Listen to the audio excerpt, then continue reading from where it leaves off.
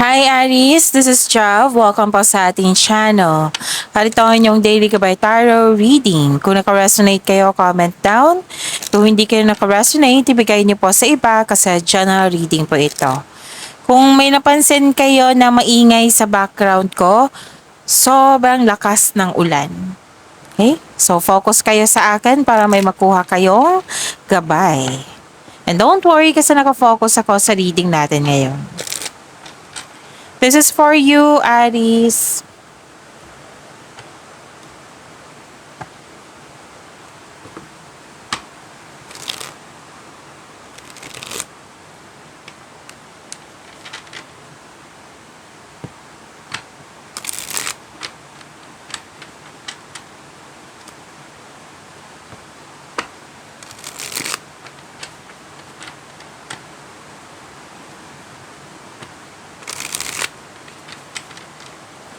Para po ito sa inyo, Aries.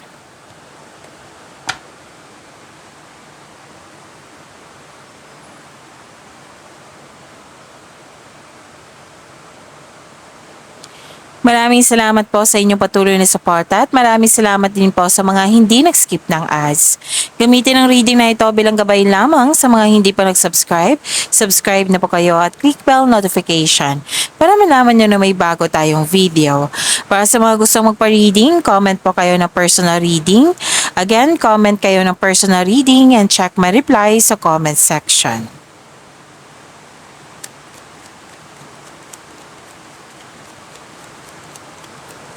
Mga ganap po para kay Aries.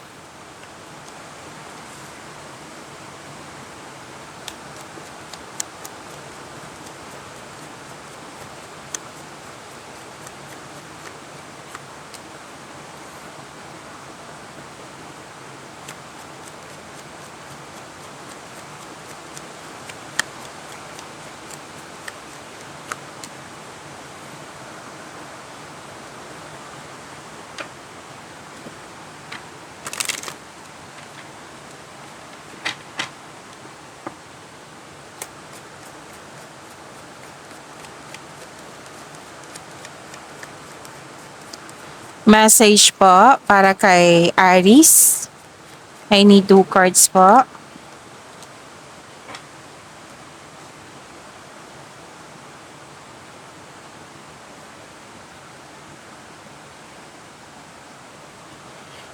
Aries, ang ganda po Aries. Hope and healing. Nakikita ko dito, hope and healing. Lahat ng signs gusto nito. So, nasa iyo. Aries, wow. Hope and healing. Claim nyo po. Personal development. May nag-research dito sa internet para may makuhang learnings or clarity. Pwede din na this is fame or awards.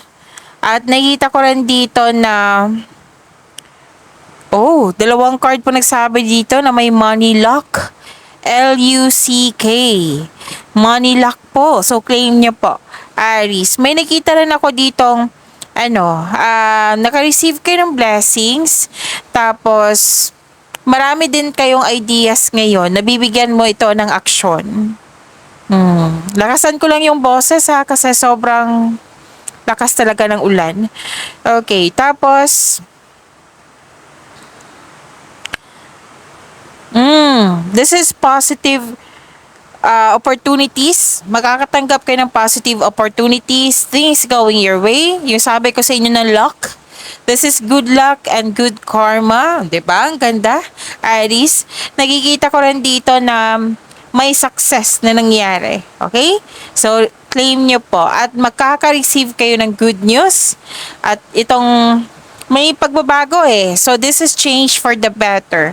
Pwedeng paglilipat din sa malayong lugar or bibigyan mo na ng aksyon yung matagal mo ng plano. So, dalawang card yung mismo nagsabi niyan. Okay? So, claim nyo po, Aries. Sobrang ganda.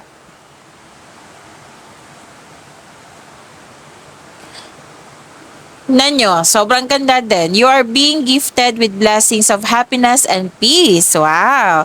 You deserve this peace and happiness, Aries. And the connection to divine guidance is within you. You're divinely guided, Aries.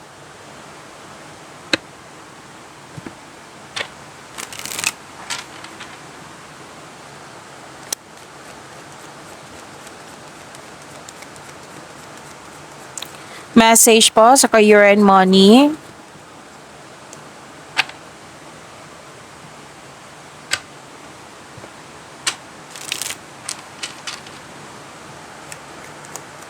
Message po sa love life ni Aries.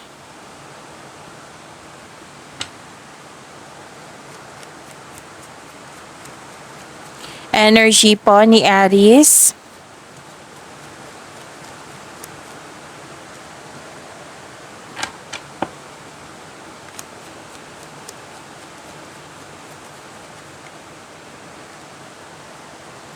Kung may narinig kayo or may nakita kayong repeating message, meaning to say, pinupush ng cards niyo yan. Like for example, nanood kayo ngayon ng May 25 at May 26. O, na video reading your Aries. Tapos may napansin kayo na ulit na mensahe. Yan po yung ibig sabihin po na pinupush ng cards nyo na kailangan nyo bigyan ng atensyon, na kung maaari din po bigyan nyo po ng solusyon at taksyon. So, ano yung energy ni Aries? By the way, Aries, bago ko makalimutan, munti ka na makalimutan, Aries.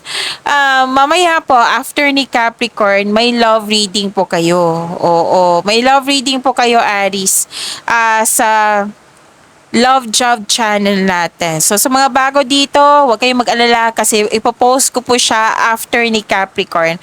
I am not sure lang sa exact time, but this is tonight. From 9 p.m. to 9 p.m. to 12 midnight. Tonight po ha. So now, isipin nyo po yung person mo. Isipin nyo po yung person nyo or crush ba ito, maniligaw ba ito, or loss of connection sa isang tao. Basta may nangyaring connection po. Noon man ito or ngayon. Okay, kung curious ka sa kanya na kung ano yung kung ano yung gusto niya sabihin sa iyo, kung anong next action niya, kung ano yung future alignment nyo, kumusta na yung connection, o kung ano yung kumusta yung feelings niya, action, gustong sabihin, oo, malalaman mo doon. So now, para makuha ko yung energy ng person mo, then isipin mo siya na sana'y lumabas yung energy niya mamaya. Okay? So, see you tonight after ni Capricorn. I am not sure kung what's the exact time. Basta 9 p.m. to 12 midnight. Tonight, after ni Capricorn. Ipopost ko po dito. Sa video na iyon, i-click nyo po. Tapos sa baba niyan, may subscribe button. Kung gusto nyo, i-click nyo po. At itap nyo po yung bell notification para alam nyo kung may bago kayong video reading sa Love Life. That is our second channel. Exclusive po yan lahat sa love reading nyo po. Sa lahat ng zodiac signs. Oo. So, yun. See you po tonight. Maraming salamat po. So, what's the energy of Aries?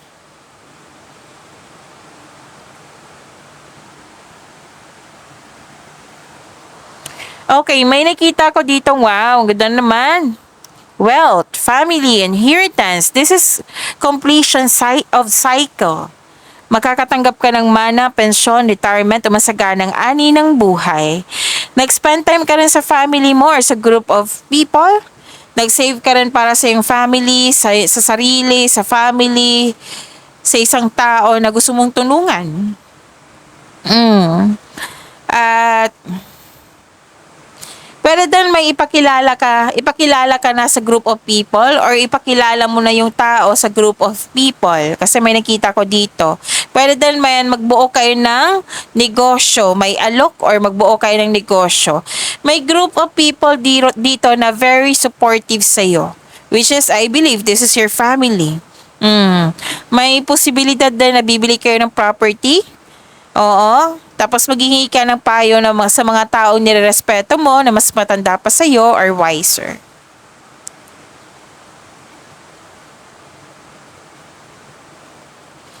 Nakikita ko rin dito na nagkaroon po ng power, authority, and protection. Authority, leadership, stability, and kalma kayo.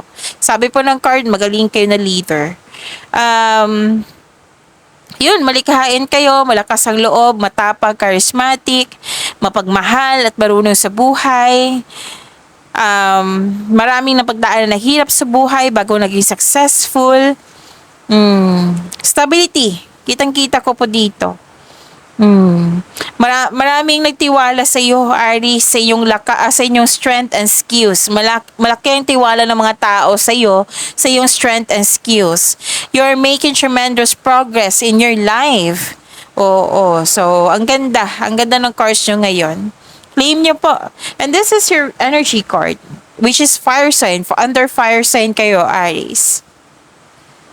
So yun baka nagtaka kayo na malakas masyado yung boses ko kasi sobrang ingay ng ng ulan. Oo. Hindi ko masyado marinig yung boses ko.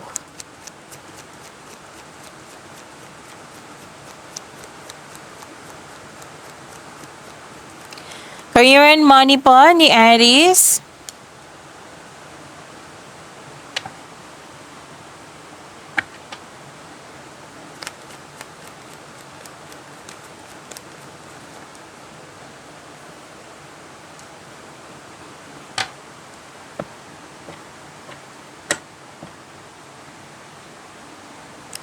Okay.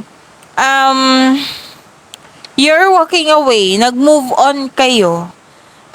Pwedeng ready ka nang iwan mo yung kasalukuyang trabaho mo. Kasi gusto mo gumawa ka ng paraan, gumawa ka ng action kasi gusto mong may mangyaring growth and expansion. Kaya you are moving forward, nag-walk away ka. Okay, so this is a clarification of your card here na binigyan mo ng aksyon, tapos may paglilipat. 'Di ba? Sabi ko kanina sa oracle cards nyo, lumabas siya sa tarot cards nyo po. And, handa ka nang umalis or iwan, tumiwalag, kasi gusto mo nga masunod yung mga gawain mo sa career and money mo sa pangarap mo sa buhay. Gusto mo maka-align. So, this is movement, this is transition.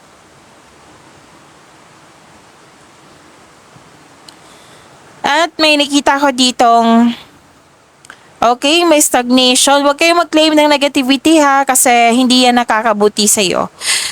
Like nito, yung nagkaroon kayo ng lack of focus or loss of direction. So you have to be confident. May away na ganap, hindi ka naka-move on. So, gawa kayo ng konkretong plano kasi may nakita ko ditong nag-away kasi hindi successful yung plano or hindi naka-move on. So, konkretong plano ay kailangan, in order to regain momentum.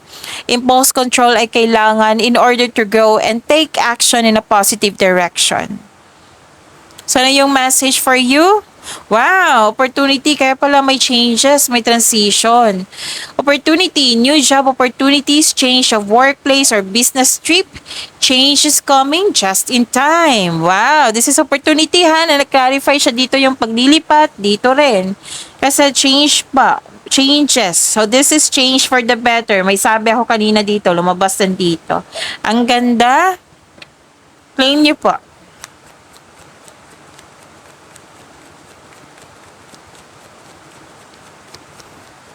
Love life, self-love, partnership, and romance ni Aries.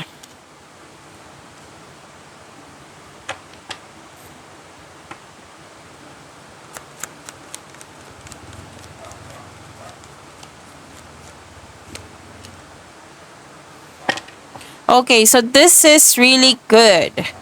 Aries, kasi nakikita ko yung stability talaga. Dalawang card na mismo nagsabi dito. This is different card but the same meaning. What I meant is the same message na may stability. Tapos magaling din kayong humawak ng pera. Kitang-kita ko dito, Aries. You're building stability, conserving resources. Tapos, para sa mga marelasyon, actually single ka man, may relasyon or buhay mag-asawa, kitang-kita ko dito yung sense of stability. Yung nag-iipon kayo, marunong kayong humawak ng pera. Actually, yung advice tong card nyo dito, pag i-maintain nyo po itong disiplina sa pag-iipon at pagtiptipid, yayaman kayo niyan. Kitang-kita ko dito. Whether single ka man, may relasyon sa buhay mag-asawa. So, sense of stability, nakikita ko dito. It might be this is a project. Nag-iipon kayo kasi may project.